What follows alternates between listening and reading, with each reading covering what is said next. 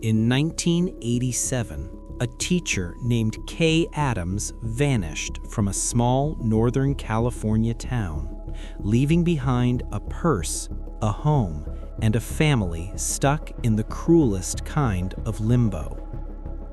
Years later, a partial skull would be found on a beach and filed away without a name. For decades, it stayed that way, until a new kind of DNA work didn't just look for a match, it built a family tree, found Kay's relatives, and finally confirmed who she was. To understand what DNA finally solved, you have to go back to the day Kay disappeared.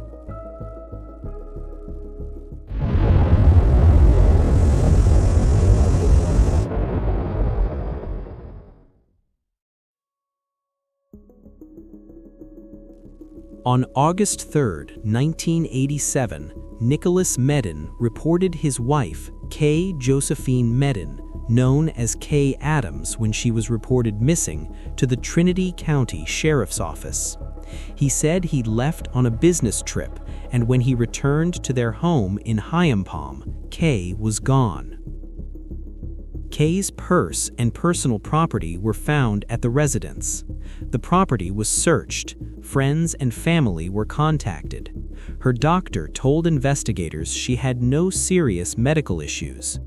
Kay worked as a teacher at the Hyampom school, and her boss said she had been in good spirits.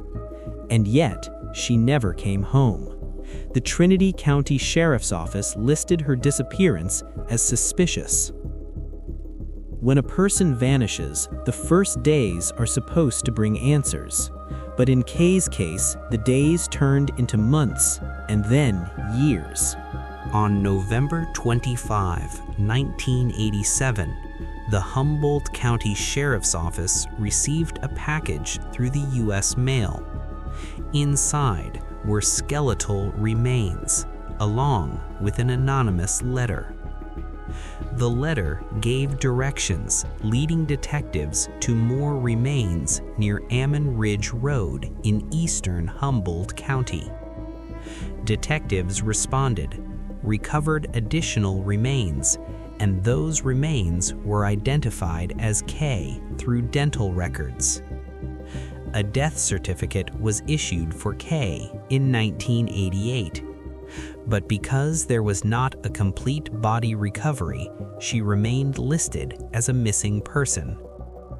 This is where grief gets complicated, because missing isn't an ending, and declared dead doesn't always feel like closure.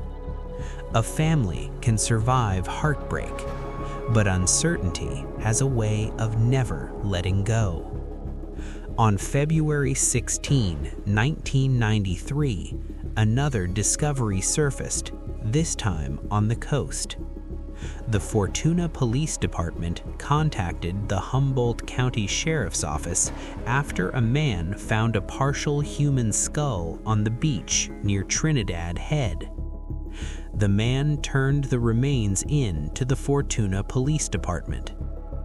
A DNA sample was obtained from the skull and entered into the California Missing Person DNA database and the National Unidentified Person DNA Index. The DNA profile was searched through the Combined DNA Index System, CODIS, against profiles from missing persons and other human remains. No match was ever made. So the skull became an unnamed file, not because anyone stopped caring, but because the science could only compare it to what was already in the system. In 2024, the Humboldt County Sheriff's Office received community project funding from Congressman Jared Huffman's office to help clear a backlog of unidentified human remains cases. Using that funding, investigators partnered with Othram Inc. and submitted evidence from the skull for advanced DNA testing. Othram scientists developed a DNA extract and used forensic-grade genome sequencing to build a comprehensive DNA profile for the unknown remains. Then, Othram's in-house forensic genetic genealogy team used that profile to produce new investigative leads. In September 2024, the Sheriff's Office received a report indicating the skull may be that of Kay Medin. The report included genetic relatives, including a possible daughter. Investigators located the daughter and obtained a DNA sample. The California Department of Justice later compared the DNA profiles and confirmed the skull belonged to Kay Josephine Medin. After decades, Kay's name was no longer a question mark. She was identified by science and by family. So what did we learn? Kay Medin is considered a homicide victim, and her death remains an open homicide investigation. Humboldt County also notes it is unclear how the majority of her remains were found about 45 miles west of her home, or how her skull was later found almost 100 miles away. DNA can return a name, but it can't testify to what happened, unless someone living decides it's time. Kay Medin's identity has been restored after being forgotten for decades since her disappearance. Her killer, however, has still not been uncovered. Let's hope science can bring justice for Kay and her family.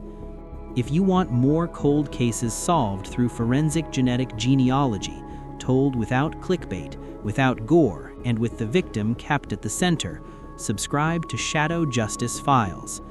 And if there's a case you want covered, leave it in the comments with the victim's name and the year it was solved. This is Shadow Justice Files. See you in the next episode.